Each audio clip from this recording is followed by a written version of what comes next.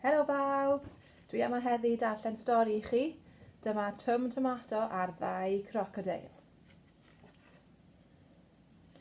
Bore da bawb, meddai Twm Tomato.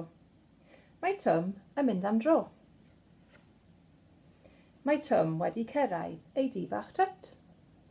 I mewn i'r tŷ a fo. Twm, tyna'r pren ma allan, llefa crocodeil clen. Drychwch, mae'n styc yn ei geg. Mae'n gofyn i Twm Tomato am help. Mae Twm yn tynnu ei holl nerth ac yn llwyddo i gael y pren allan o geg y crocodeil. Dyna garedig.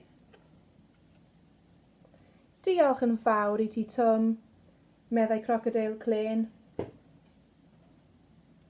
Yn sydyn, mae Twm yn gweld roced yn hedfan drwy'r awyr.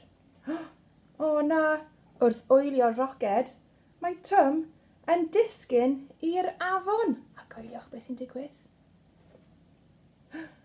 Wps, rhaid i mi nofio i'r lan. Gwylia'r crocodeil cas ydy rhybydd y pysgodyn. Tomato blasus i ginio, gweidda crocodeil cas, brawd crocodeil clen. Ond mae Twm clyfar yn gwthio pren i geg crocodeil cas. Drapia di Twm Tomato, meddai'r crocodeil.